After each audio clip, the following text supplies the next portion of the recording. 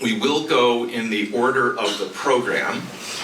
Our presentations will take place first, and then at the end everyone will come together in the front and you'll have a chance to ask questions about either or potentially both of the papers and presentations.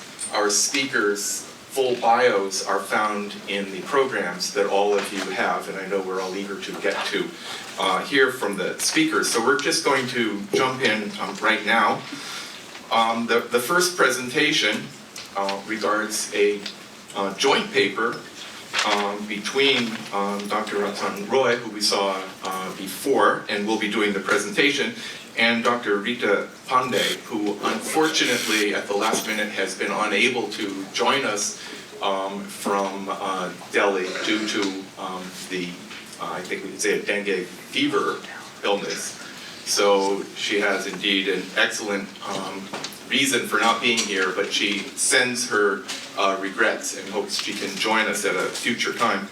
But at this point, I will turn the podium over to Rathin Roy, who will be making this presentation. Thank you. Thank you, Stephen. I'm sorry to inflict myself on you all over again so soon. Right, actually, a small correction. This is not, we didn't co-author this paper. What happened has to do with when Ajay was my boss in the UN. So I'll start in that general way. See, as an economist, I was never very interested in this environment business, but I had to become interested because it became big in terms of finance. So my problem with my environment colleagues was in the UN. I said, look guys, you do two things I can't deal with in the Ministry of Finance. You always talk in probabilities, and I can't do budgeting on probabilities. You tell me climate change is going to happen and so lie to me and tell me so much and give me some equations and I can take that and get into a budget. You say maybe it will happen in 75% and I can't talk to a finance ministry like this. And the second is everything you say is about trillions of dollars. That scares finance ministries. They're incremental people. Tell them like, I don't know, 10 million, 5 million. Don't say 40 trillion, 800 billion. They just won't listen to you.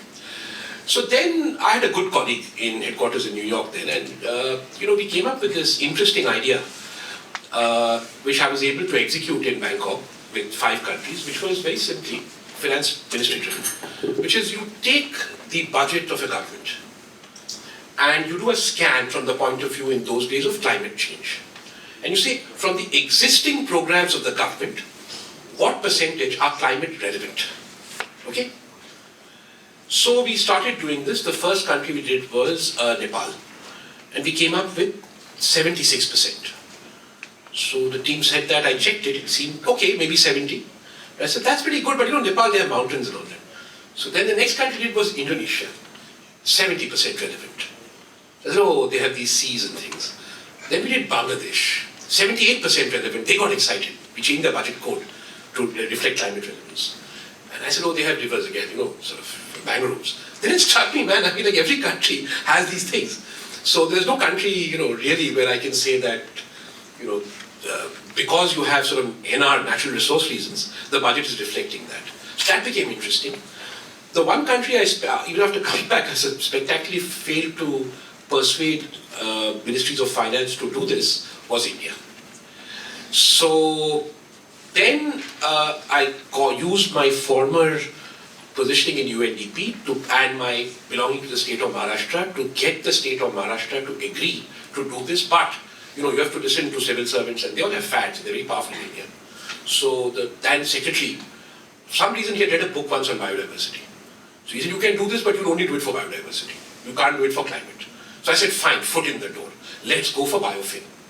So what we are presenting today is, this has been written by Rita, who's an environmental economist, so I'll interpret it my own way and you can ask me questions. I also want to say as a footnote that I do work on climate finance, but I work on stuff like clean coal and the political economy of climate finance. So I'm quite happy to take questions on India's position on that and my views on that from an Indian perspective. Right. All right, now this is what I like about environmental. They always tell you things that, somehow when they keep telling you this, I wonder whether it's true or not. So India apparently, I'm saying apparently because they keep repeating it, we should take it for granted, right? Is very vulnerable to the effects of climate change. We have a policy framework. And the policy framework deals with climate change, but it's quite interesting. It also deals with things like biodiversity, etc. within that framework, which is unusual. Here, environmentalists did what I tell them not to do. They come up with this scary number, and the finance ministry switches off. See, 2 point. How am I going to convince anybody in the finance ministry to take this seriously? So they came up with this estimate that 2.5 trillion at 15 prices will be required for meeting climate change actions. Okay. And we signed Paris on Gandhi Jayanti. So one of the things that CBD mandates us to do is to look at biodiversity, prepare a biodiversity action plan, etc., etc. But the key point here is, why should the government intervene at all in this area, other than saving the tiger, which is a cultural issue, I presume. The issue here is that, since biodiversity resources have been commercialized, whether you like it or not, the public good characteristics of biodiversity are not adequately priced, and therefore its exploitation in India tends to be unsustainable. And then the logic of government intervention is that, if nothing else, at a very minimum, right? Okay.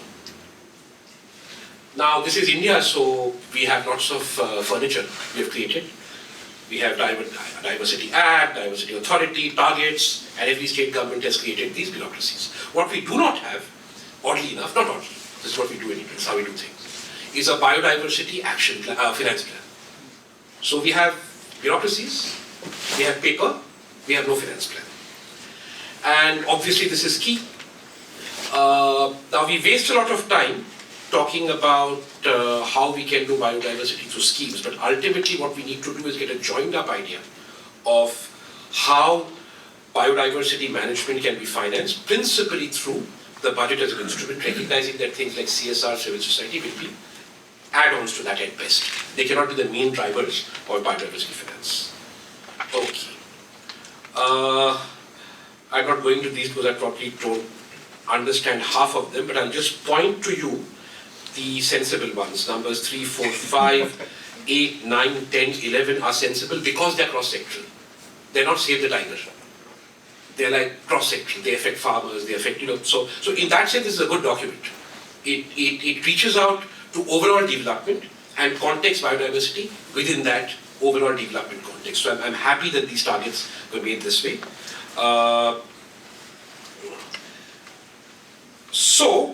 The task is therefore to do this review to prepare the biodiversity finance policy. What do?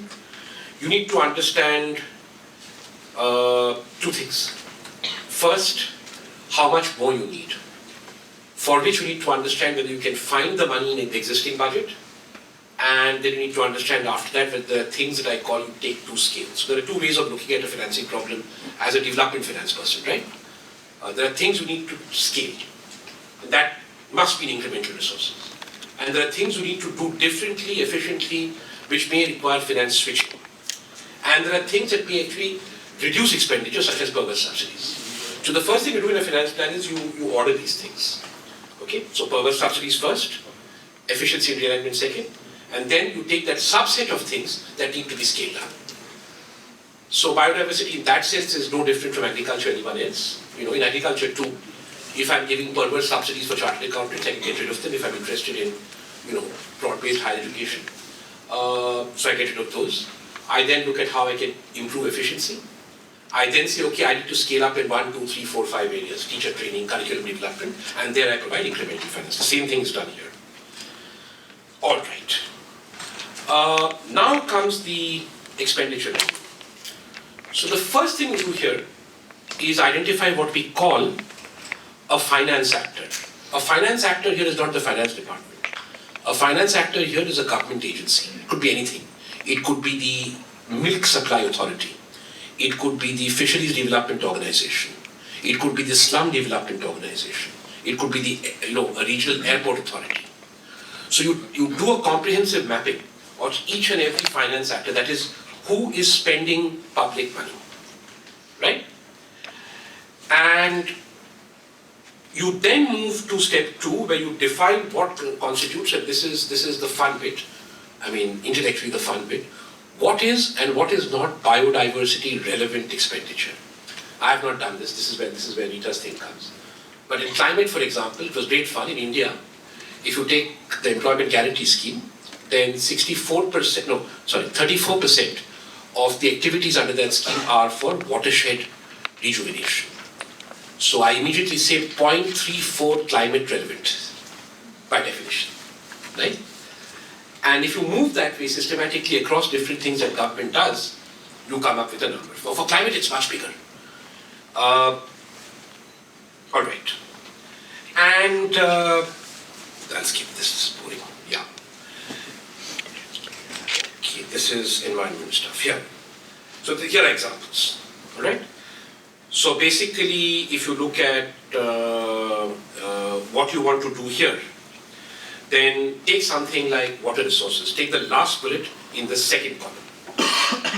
Sectoral measures for prevention of water pollution is not a biodiversity activity in and of itself. But doing that, we have found through research, can actually simultaneously address this thing of science fiction stuff. Threats from invasive alien species. Right? I don't know what it is. I'm told that alien species, we must avoid being threatened by them. You know, like stuff that eats up your plants. And if you clean up, this is all received knowledge, you're economists, I don't know anything about this, right? If you clean up water, you reduce that threat. So immediately you go to the Department of Water Resources budget, take this particular activity and attach a biodiversity number to it. Got it? So this we have done. And one more thing I need to say here, we say that, okay, so you can see here, I am distinguishing between the intended impact of the scheme. So the water guy, the water babu, the water civil servant only interested in preventing water pollution. But then I go there and I say how this will impact this, right? And that must fall into one of these indirect impact boxes, which allows us to cost the expenditures needed at an incremental level. So the idea here is that if I want to improve biodiversity, and I know that this activity, water pollution prevention, can improve biodiversity, then I need to know what to spend it on in that sub-activity. It's not enough to spend more on that entire budget, right, if I'm interested in biodiversity. So then I say, okay, so which of the expenditures in this area will affect one of these 6 ways in which I spend money as a common format across different areas of government spending. Okay? So the first gives me an anchor in a sector that has nothing on the face of it to do with biodiversity. The second tells me where, if I want to advocate spending more on biodiversity, I can put it in language that makes sense in the context of the plan of that sector. And for that, in fact, I can do one step better, because across public expenditure management, I have these 5 or 6 common, there are many, there are about 40, but I have these 5 or 6 common lines to which a PFM system responds, and I can touch those lines. Okay. And this expands that. This tells you how for different sectors, you can look at resource protection, natural use, restoration, benefit sharing, and enhancing implementation as areas where you can advocate scaling up finance. All right. When we have done all this, so we are doing 2 things here, one thing, simultaneously, and now I'm talking about a real project. We have done what I said, which is we have looked at the government budget and we have come up with a scan of what biodiversity relevant expenditure is. And then by boxing it into things that are more generic, we will be able to advocate later that if you increase your biodiversity expenditure by X in this specific area, then what benefits you will get from that, both for biodiversity and for your project overall. And these are the results. Credibility. Off budget is important in states because a lot of money goes off budget. So in Maharashtra, we found that approximately, a non-trivial number in 2015-16 in terms of the Maharashtra government budget is affected by biodiversity. So basically it's a small sector. 1.5% of total expenditure of Maharashtra, that is total government expenditure, was biodiversity relevant. Sorry, I'm making a mistake. This 27,000 adds up to approximately 14% of Maharashtra government spending is biodiversity relevant. But if you measure the total expenditure on biodiversity by just looking at biodiversity, you come up with a much lower number. You come up with between 1.5 and 2.2%. Got it? So areas where you're spending on other things, like the water pollution example I gave you, the scale effect of that is that you're talking about biodiversity suddenly at 8-9 times the volume that you would normally talk about if you were just a biodiversity guy. Okay. Now comes the last question I'm going to address here, which is how to scale. Here what we are doing is, I understand the last bit because I work for the UN. I don't understand the middle bit. I'm sure somebody will. This must be some conference where they did something on biodiversity. It sounds like the name of a city. Aichi must be in Japan, like Sendai for, there are these names. So, do you know about this? Yeah, it's a Japanese city, right? Okay, cool. They must have had a big conference. Yes. So, and declaration. On biodiversity. So, on biodiversity. There. Next. So, these are the biodiversity things, and these are the SDGs, which hopefully you all know about.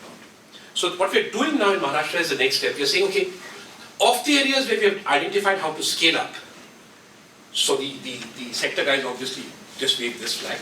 What you're persuading them is that which of these can be aligned in the stage preparation of the SDG plan to an SDG area. So that then we can look at scaling up by linking what we scale up for bio with scaling up for the SDGs as a whole, which is actually the intent of SDGs. What happens is, in real time, this is for the students, it's a very UN bureaucrat. So I work like, let's take something, disaster management. So for me, I have a god called Sendai, because Sendai is the city in Korea where disaster management conferences were held, where some declaration came. So I'll mumble about the SDGs, but I'm really interested in Sendai. Whereas the overall development guys are interested in all this. They're not too interested in Sendai, like I used to be. So somehow my job as a manager of this is to marry the two. So to marry the Sendai people, to marry the Beijing people, that's UN women, to marry the education conference wherever it was, to marry the Geneva health people with the overall SDGs. So this is an instance of how you do it. The key point here is, when you do scaling up, you need to have a metric, because scaling up is non-trivial expenditure being raised in a particular area. And the metric we use is, we take our national biodiversity strategy, which is tied very clearly with this Aichi business, but then you say, okay, to scale up, what is the impact of SDGs as a whole? And you prepare a financing plan on that basis. So what is the signal? This signals to you politically that when I present this to the Maharashtra government, they have not made up their mind whether to take the decision to go ahead with the biodiversity plan or not. But you can't end a conference by saying we haven't made up our mind, we are confused. So just a tip for you. So when you do that, you prepare what I call good food is good for you statements like this. You give them conference notice, start tomorrow morning. Thank you very much.